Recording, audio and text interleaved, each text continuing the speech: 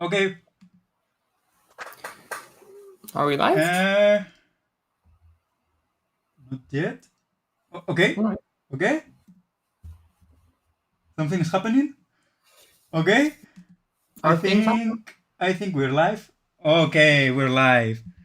Yay. So yeah, sorry for the delay. We had some technical issues, uh, Both now. but we are live now. So thank you everyone for coming for this last event of the GDC Valladolid. We have brought a good speaker for this last talk. So let me introduce you to Jorge Galvan Lobo, industrial and aerospace engineer, engineering aerospace projects with Alten Toulouse. Well, I think he will uh, introduce himself later. So just thank you for this talk, Jorge, and you're up. Uh, so Sure thing. So, first of all, thank you, Pablo, for inviting me to talk today. It's a true pleasure and an honor. So today we're gonna talk about a new space. Perhaps some of you may have heard of this before. It's kind of starting to pop around in normal conversation, I think. And perhaps you were wondering what's actually new space, and given that it's a really open subject, perhaps you're even thinking of, hey, could be my spot. So let's talk about what new space is and what it can offer to you. But before we do, let me just really quickly introduce myself. As Pablo said, I'm an industrial engineer from Valladolid. I actually studied at the University of Valladolid. I did industrial engineering there. I then went on to get an aerospace engineering master's at ESA at Toulouse, which is where I reside actually. And I actually majored in space systems, which technically makes me a space engineer. I've been involved in different projects in collaboration, especially with ESA, with the European Space Agency, but also with CANES, particularly one called Archer's Microgravity, which went to the International Space Station a couple months ago, and some others that are still in development, like Scampi, which is scheduled to go to the ISS in the coming years. And I've been the founder of a team here at Toulouse called Students in Microgravity, which aims at developing these kind of projects. And finally, I'm a mechanical engineer for a nonprofit organization called Spring Institute for Forests in the Moon, which aims at putting a forest in the moon in the far future, but currently works in biotech for space. And finally, I am also an engineer for aerospace projects with Alten Toulouse, which is a company that can be found in many cities, but one of them is Toulouse. But beyond who I am, let's talk about the subject matter, which is new space. So many people have heard about new space, but may be wondering, what are we talking about here? Well, when we talk about new space, we're talking about the shift in paradigm that has happened in the past 15 years, more or less, in how we perceive and act in space as a whole. Basically, in the past, we act in a very particular manner, especially in terms of who had access to space and with what objectives, in regards to how we do it now, today. This most important aspect of new space is the explosive growth it's caused in the space sector, given that it has given access to so many new people and so many new companies, ideas, and different initiatives into the space sector's field. And this has caused that it's come from basically an exploration field into a truly commercial field. And that shift has brought an exponential growth to the sector in many senses. Moreover, it has brought a shift in how we perceive it from a societal and cultural level. Space has shifted in its shape, let's say, on how we act on it and how we perceive it from a normal day life, from being something that is basically administered by agencies and basically big companies normally working with or for the government. And it's gone into a more democratized system where the private sector actually has a big role to play, and where research that isn't doesn't have to be basically linked to those big agencies can be done, and where small companies can actually thrive if they have the aim and the drive that they need. But beyond this broad structure given, let's first see where we come from. So basically, the space sector it's born basically in the Cold War, during what we call the space race. Before that, we did have some missile and rocketry investigation being done, especially during the Second World War. But to be honest, the space sector was born during the Cold War for a very particular reason, which was the space race. The space race was a political confrontation, really, between the USA and the capitalist bloc versus the Soviet bloc. And what happened here is that they both wanted to go to space, primarily to get there first. This means that there wasn't a technical objective behind the space race in earnest. The objective was to get there first, and then we would see what we'll find. This caused that the kind of projects that we aimed at doing during those times were very ambitious, but didn't have a technical or scientific aim as its biggest priority. One of the most important aspects of this space race and what came after it is that the only ones really capable of developing the technology and having the capital to reach space were the big public national agencies like NASA, or at some point different KNES, the Soviet, we also have the Soviet Space Agency, but in general, it was basically big agencies dominated by basically their countries that were aiming at reaching those political goals. This also in turn caused very big projects like the Apollo missions with the Saturn rockets. We're talking about huge technology, huge capital being used and expended in these projects with not a commercial target behind it. One of the most important aspects here is that the access to space was limited to a very small number of countries. It wasn't even the fact that the private companies couldn't access space. There was many countries as a whole that couldn't access space. It was basically USA, France, and the URSS for a very long time. It was almost in the 80s that we start seeing more and more countries, and even then we're basically entering the 2000s. We're still talking somewhere in the midst of 12 countries perhaps that were able to launch to space on their own. And one of the important things here is that this means that there is not easy access to space for many people in the world. If they want to get to space, they have to go through the agencies of these countries that have basically space access. They have the means to reach orbit, and that really filters a lot what kind of projects can get through.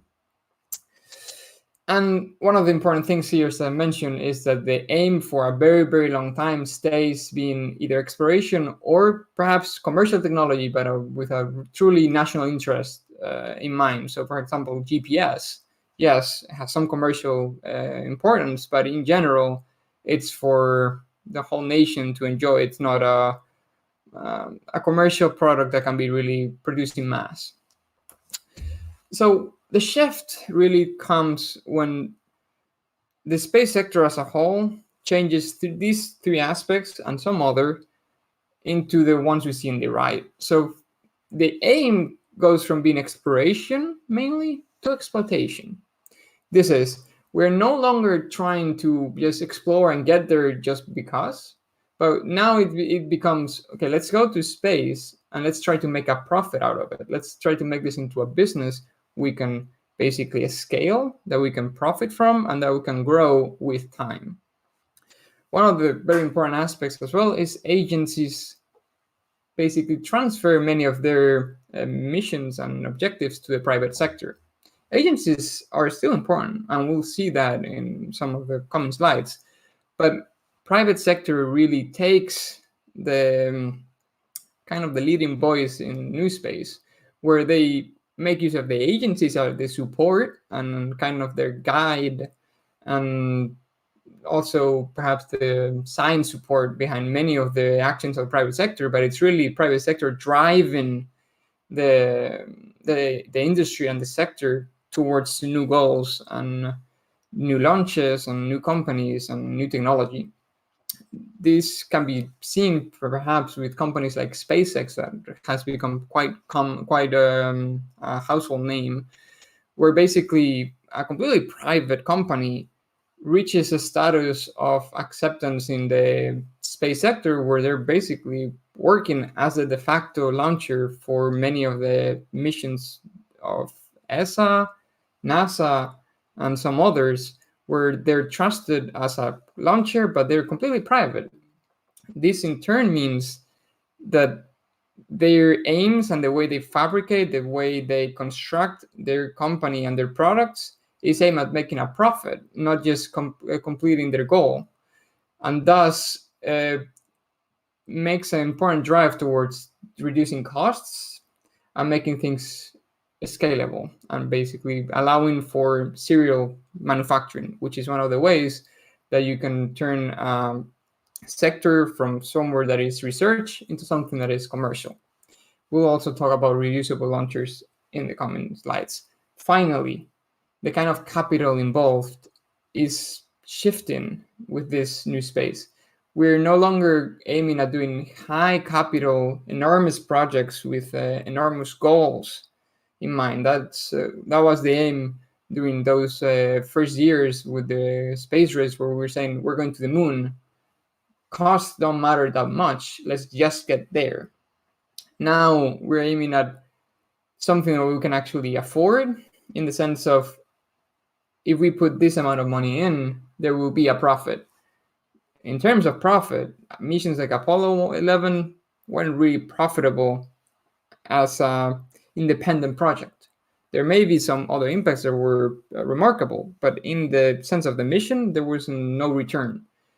With new space, projects made by the private sector will want a profitable return, and this in turn makes that the kind of technology developed at the moment is small scale. We're aiming at smaller technology that is normally reusable, easy to manufacture, and completes the goal in using the smallest amount of capital possible. One of the most important changes that new space uses really is the shift, let's say, a bit in space law, and how the perception of how space should be treated has changed with the years. One of the most important space laws in the world is the Outer Space Treaty. This is a treaty that most of the countries in the world, and especially those with space access, actually abide by.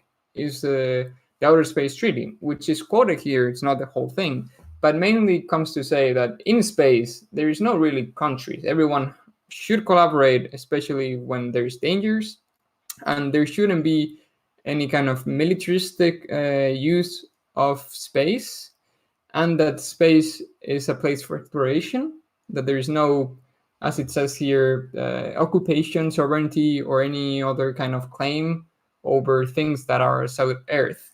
That is to say, no matter if you plant a flag in the moon is not yours.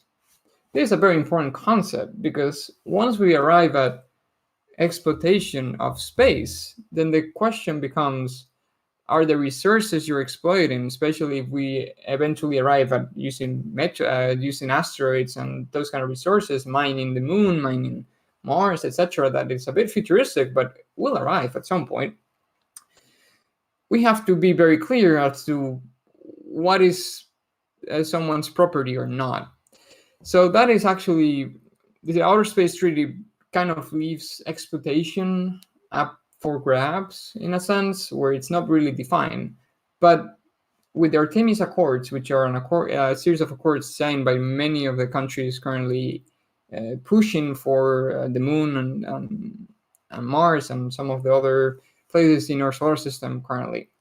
One of the things they agree on is a couple lines on exploitation. It's actually a couple of the accords treat this matter extensively, where they basically saying you cannot own places on space, but you can own the rights for exploitation. That is to say, you can basically make use of resources you find on space.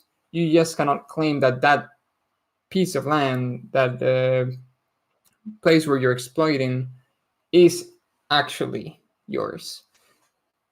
Is this enough to make this survive when actual money starts flowing in from, for example, mining other celestial bodies? We'll see. But at least there's an effort from countries to put some legislation in place, because they're seeing that new space is arriving, private sector is arriving, and they'll need it at some point in the near future.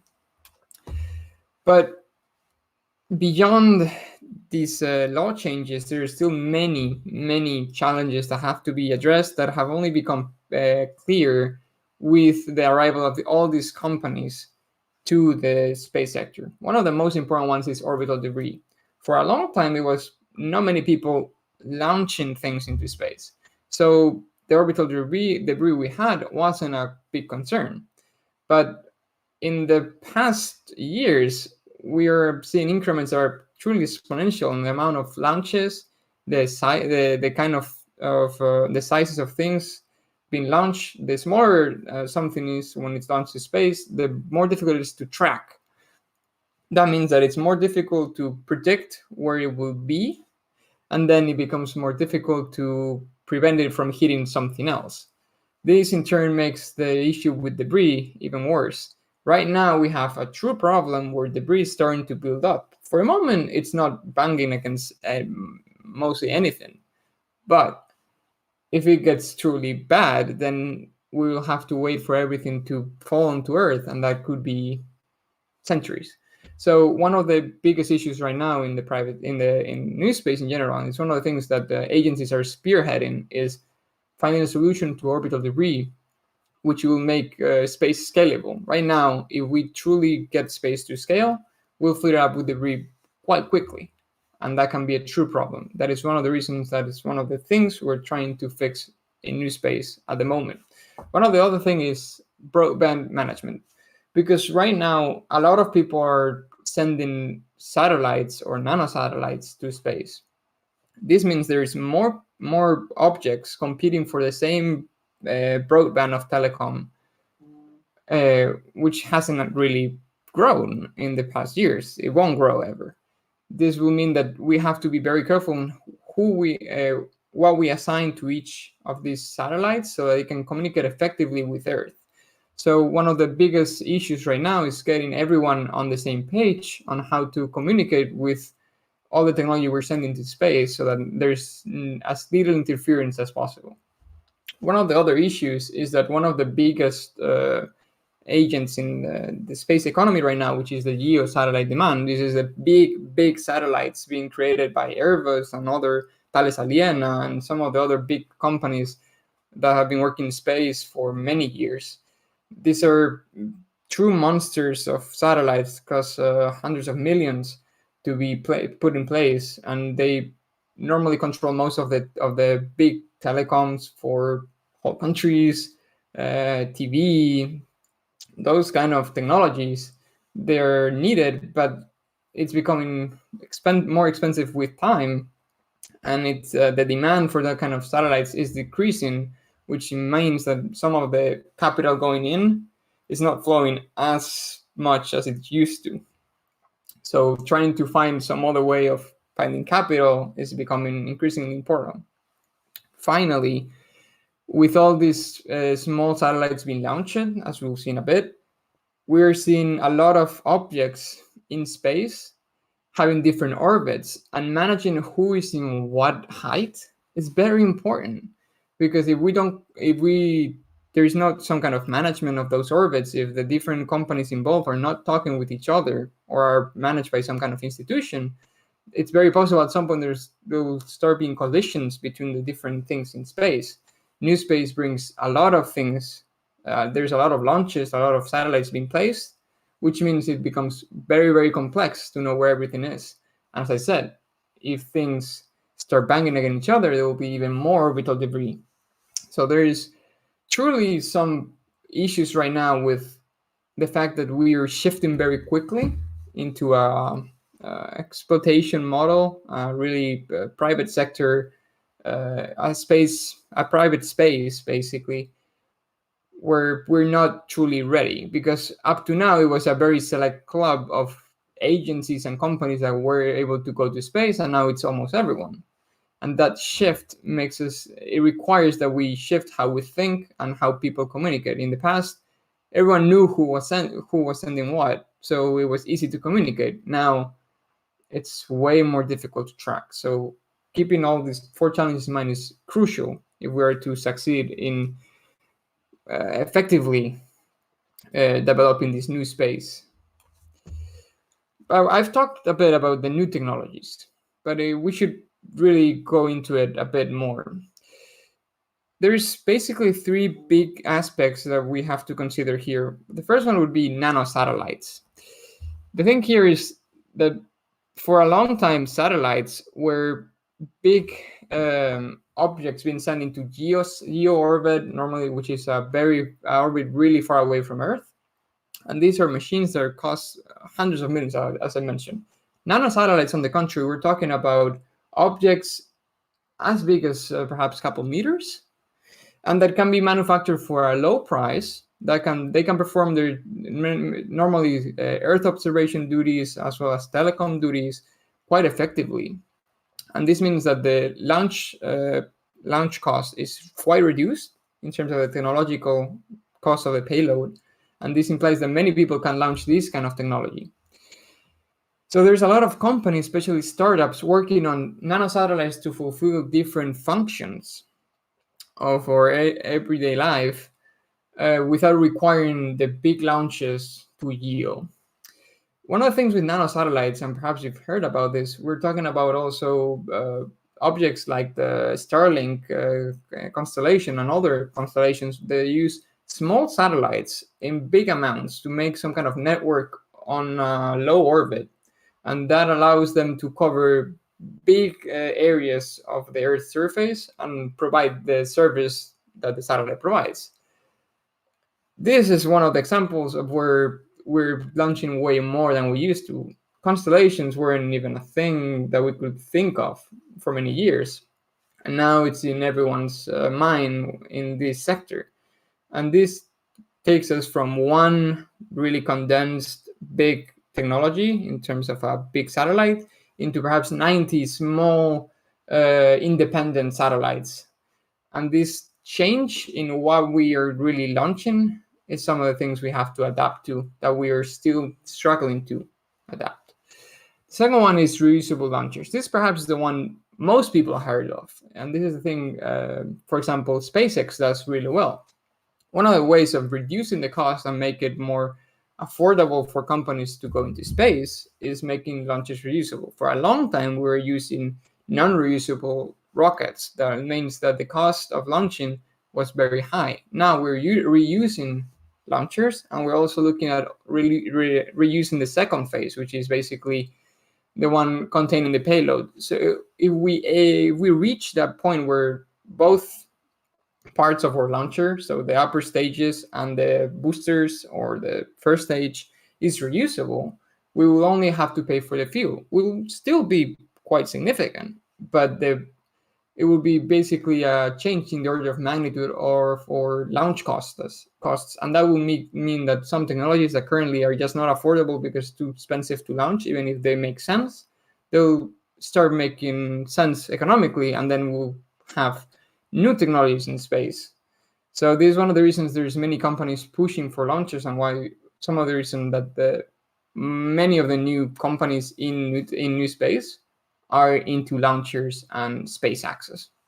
Finally, some of the new additive manufacturing, like 3D printing, metal 3D printing, as well as some of the 3D scan, 3D imaging, and some of the different additive manufacturing technologies have been developed in the past years for Earth-based industries are being transferred into space to cover different aspects of the demands we have for the sector, both for satellites but also for spaceflight, where we're able to create the different pieces we need. Perhaps we can make spare parts in space, and this has shifted also our mentality from having to take everything with us into starting to think about how to create things in space.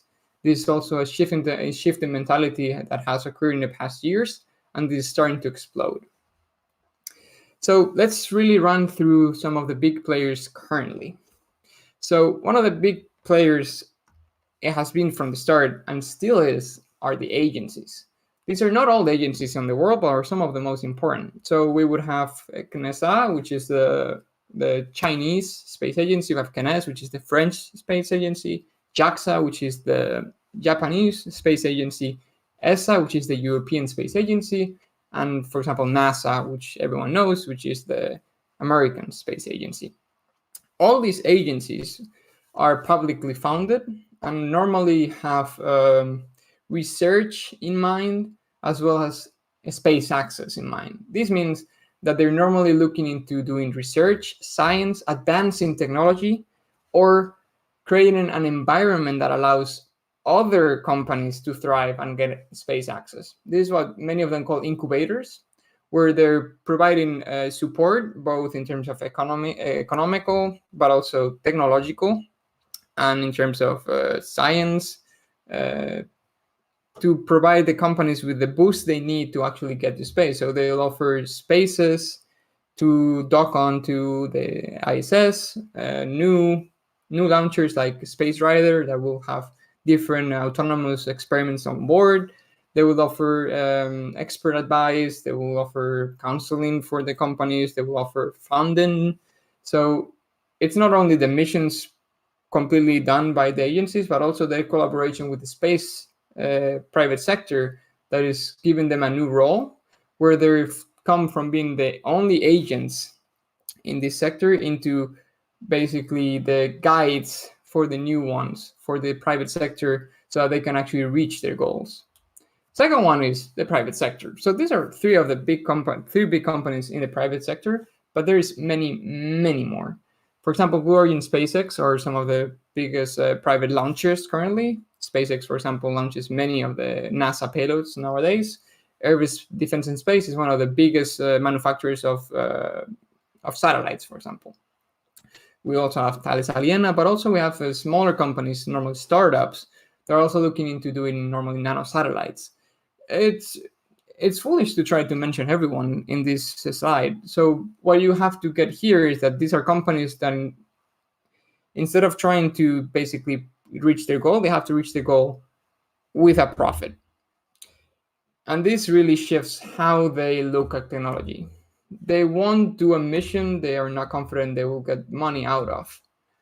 And that really shifts what they're trying to do. That is why it's important that we have the agencies basically pushing for those technologies that are still not profitable, so that these kind of companies can then make use of them when they get to that technology readiness level, that they can actually make it into a product, which in the end benefits everyone because it advances the whole sector.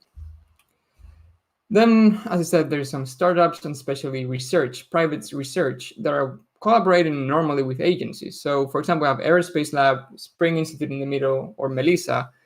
The first two are some startups. The third one is a research group that is founded by ESA, but has many universities involved and collaborating. These three in particular are looking into spaceflight and how to make spaceflight sustainable for humans. But there's many other kind of startups looking into the different aspects of space, which in general are launchers, satellites, and the rest, especially spaceflight.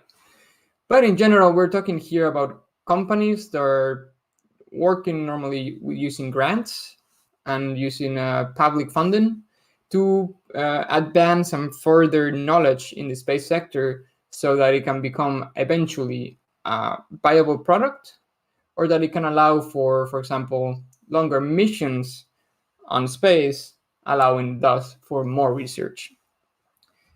Finally, and perhaps more interesting for some of the people attending today, or for example in the future, is what it can offer to students and universities. So one of the most important things, especially in Europe, is the effort being made to involve people in the space sector as soon as possible.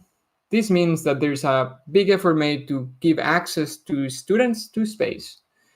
For example, ESA Academy, CANES, they have different programs like Patriot program or the Zero G Flight program, where they're offering different platforms for experiments to be sent to space, operate in space just as any other, and provide results.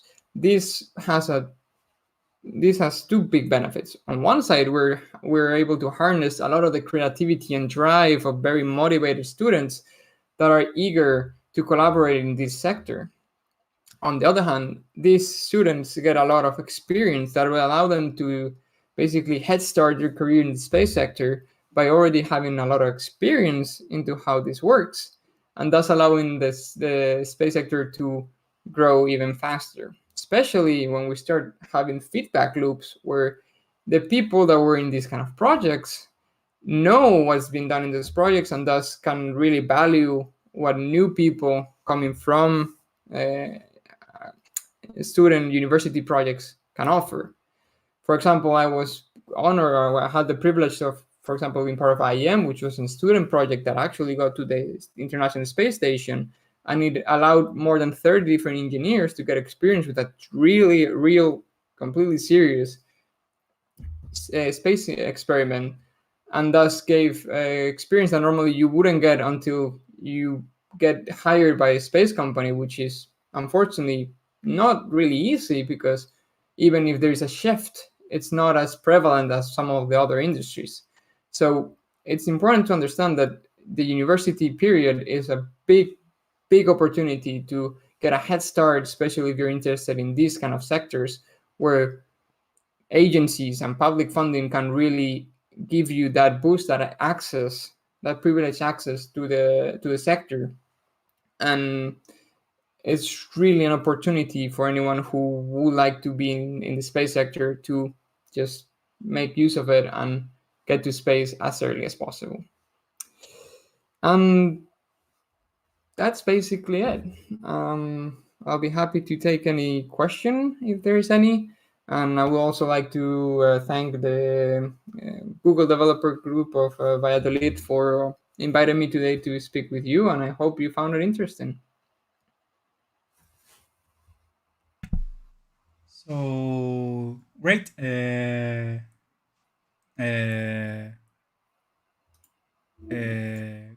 talk. I don't think. No, there isn't any questions in the chat. So if you have any question, now is the time. Have a few minutes left. So thank you very much, Jorge, for this My pleasure. amazing talk. Space is always a very beautiful theme.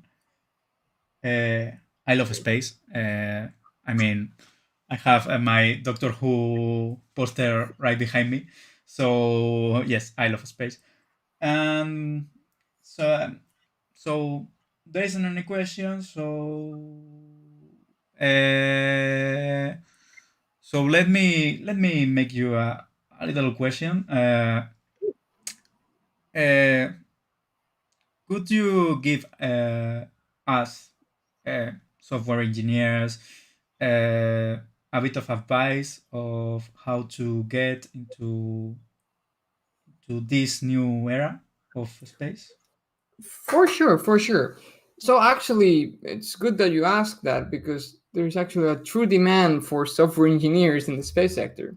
There's actually a lot of aerospace engineers currently doing software engineer work, because there is a huge demand for IT development for the different startups, especially. You have to take into account there is a lot of things that have to be automatic in a space payload. Normally, we're talking about things that are not manned, they're not piloted.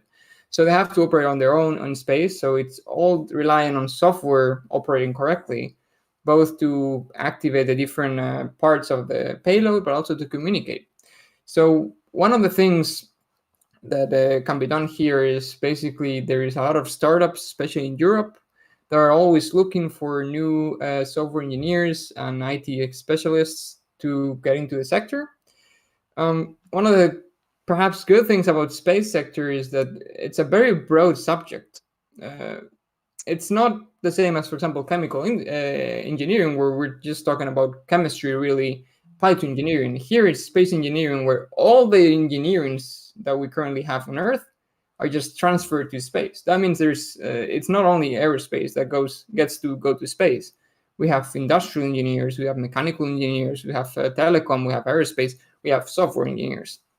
So my advice would be to both look into the different projects that there are with ESA, especially ESA Academy, but also CNES and some of the other European space agencies, if you're still a student or you're not looking for work. And if you're looking for, let's say, employment, then I would say look into a different startups currently sprouting all throughout Europe. There is a lot in Spain, for example, also in France, Germany, England, well, in most countries, Italy. But in definitive, I would say, or in summary, I would say just try to search for the startup that really resonates with your ideas. And normally there will be space for IT. And try your best. And normally there will be some positive response. And yeah, there's also some groups that will give students and new engineers different, basically, contacts in the I'll say this in the sector. So joining those groups, they change from country to country, but they're normally really accessible through LinkedIn and other platforms. They will be really happy to show everyone or aim them towards their goals. So I guess that would be my answer. Okay. Thank you. Thank you. So we have a couple of questions in the chat. Sure. First, well, following the line of my last question, Mara says, I was wondering, how do you think the AI will impact in this field?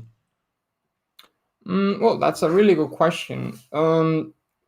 It really depends on perhaps what application of AI we're talking about here. I think AI is going to impact engineering as a whole in a big manner. It's already a big part of how we do engineering, at least in aerospace and industrial engineering. There is a lot of solvers for many of the design softwares that make use of AI to both perhaps make layouts or preemptively make layouts, but also to make designs more optimized. So AI has already been used. I think it's going to impact a lot in the same way it's going to impact normal engineering currently on Earth. In the sense that the moment that software engineers really become proficient in using AI as an enhancer of their abilities, well, it will impact also the space sector because we're using IT. I don't think it will impact the space sector particularly, in the sense that the kind of things that change in space aren't really impacted by AI. So microgravity doesn't really care about AI, but it will impact in the sense that as normal technology advances, it will definitely be translated to space almost immediately. Great. So, one last question from Manuel. Which materials are the most cost effective when mining asteroids or other planets? Well, I mean, that's a good question. It's a bit of an hypothetical, I guess. It depends a lot on how we get there, and by what means and by what time. So currently, one of the some of the most cost-effective would be some of the metals that are really, really rare on Earth, and we normally only get from asteroids. So if we manage to get one of those asteroids, we can get some of the rare metals, rare earths, in big quantities, and that, with the current prices, will make it very valuable.